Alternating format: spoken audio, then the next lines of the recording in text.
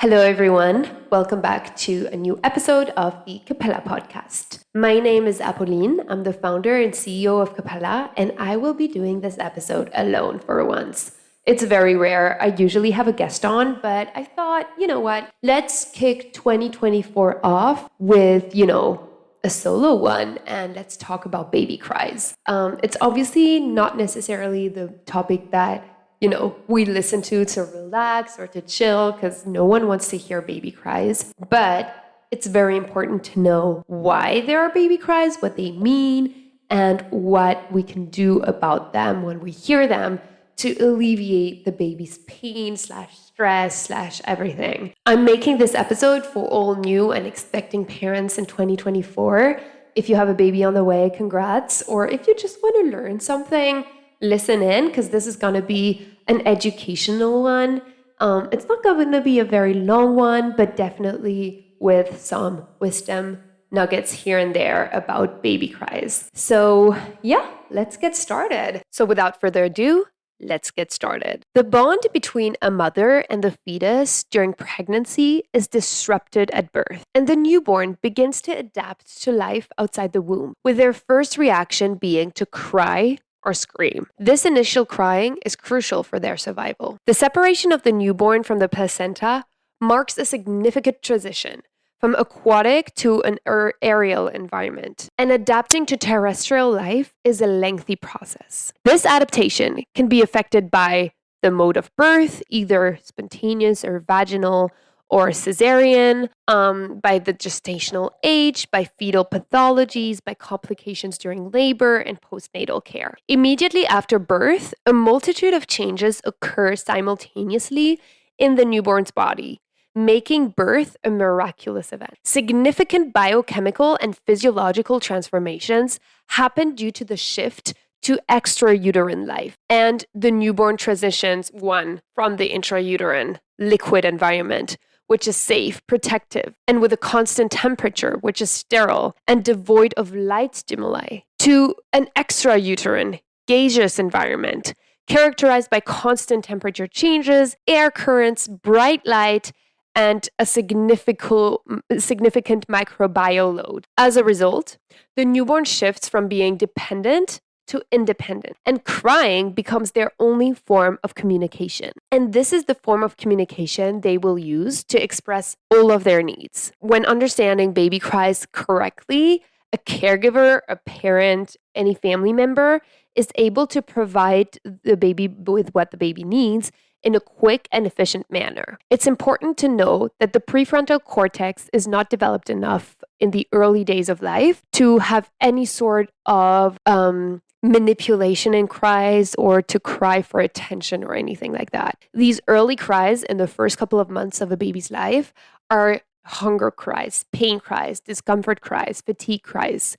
And this is why they should always be acknowledged and always attended to. Let's go to our first cry, the one we will talk about first, and it's the cry of hunger. In the womb, the fetus's nutritional intake is provided by the placenta, and the digestive tract is minimally active. However, reflexes like sucking, swallowing, peristalsis, and digestive enzyme activity are present during the pregnancy. The fetus swallows amniotic fluid ranging from 15 milliliters a day at 20 weeks to 450 milliliters a day at 40 weeks. The coordination of sucking and swallowing emerges at around 32 weeks of gestation. At birth, the gastric capacity of a full-term newborn is about 30 milliliters, with 8 to 12 meals every 24 hours. A healthy newborn sleeps around 18 to 20 hours a day, with brief intervals for breastfeeding or bottle feeding. Before each meal, they wake up, they exhibit a searching look, move their mouth as if they're seeking food, they make physiological sounds, and start moving their body to get attention. And they try to signal that they need to be fed. If not breastfed within a few seconds, their whimper escalates into an intense, sometimes angry, cry of hunger. In a lot of maternity hospitals, they practice rooming in, which means that mothers and newborns stay together in the same room, which is a very natural way of doing things. But they also have a nursery system where in one room you will have 15 to 20 babies lying next to each other. And in these rooms, experienced medical staff can easily anticipate and distinguish a hungry cry and pick it up and attend to that. The second cry I will talk about is the cry of fatigue or sleepiness. Neonatology not only involves examining and treating newborns, but also conducting screenings for congenital anomalies. This can lead to stress and fatigue in newborns. If sleep cycles are disrupted, newborns can become fussy and they struggle to find comfort, and they may quickly oscillate between sleep and being awake.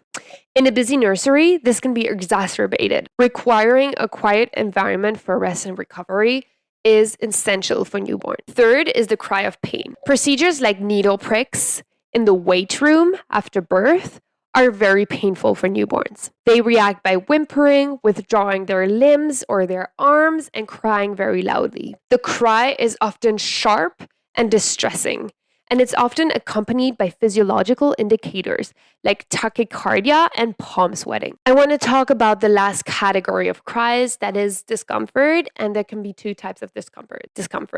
There can be burping pain, so that means upper body discomfort, and lower body discomfort, which is more of a defecation complaint. So upper body discomfort, burping, occurs post-meal, especially if a large amount of milk is consumed very quickly. The newborn may have wide open eyes, shake their heads, and cry or scream while burping. On the other hand, lower discomfort or defecation complaints is the type of crying is less intense, but it is persistent, and it is accompanied by body movements or facial color change. Now that we've talked about the different types of cries, I want to talk a little bit about how and why it is so important to understand your baby's cries. So understanding a baby's cries can significantly enhance the life of new parents. Being able to discern the specific needs that different cries represent empowers parents to respond effectively and efficiently to their baby's needs, fostering a nurturing environment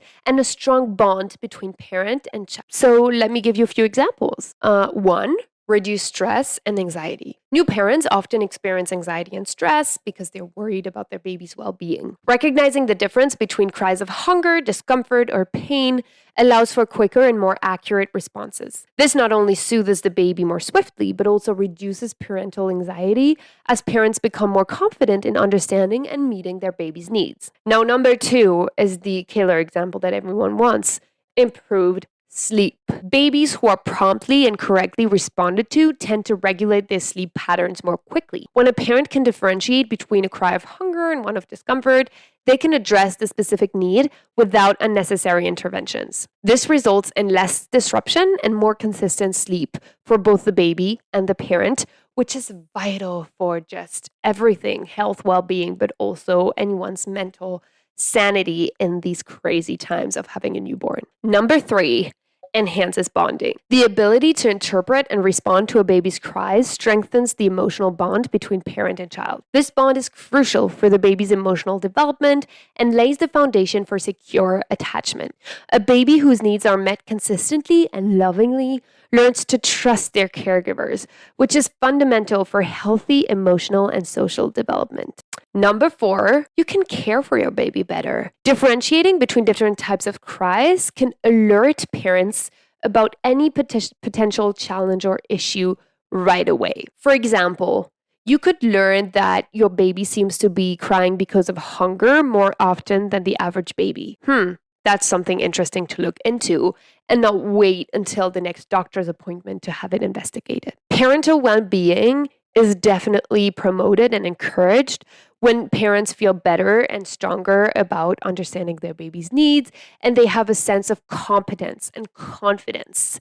And you shouldn't underestimate having this at this early stage. Finally, there is a huge part about learning, adaptation, social and emotional development of the baby when its needs are attended to efficiently and the baby, becomes more and more regulated and their nervous system develops. They're able to learn how to soothe themselves and how to regulate their emotions faster and at a younger age. And this is crucial since it is basically the only thing that they're learning at this age is How do I get myself to stop crying? How do I get to put myself to sleep? So in conclusion, the ability to understand a baby's cries is a powerful tool for new parents. It not only ensures the well-being and proper development of the baby, but also enriches the parenting experience, bringing a sense of fulfillment and joy to the challenging but rewarding journey of raising a child. And that was it for this episode of the Cappella podcast. I really hope you enjoyed it, and I hope that you learned a thing or two. If it was helpful, feel free to let me know. Feel free to leave a comment on Spotify or rate the podcast. And I can't wait to be back next time. If you are an expecting or a new parent and you're looking for the best baby monitoring solution, there is a solution that will tell you why your babies are crying and what they need, and a solution that will allow you to track sleep, feeding, diapers, etc. Feel free to look into the Cappella app. It will be linked below, and I hope to see you there. Thank you so much for listening.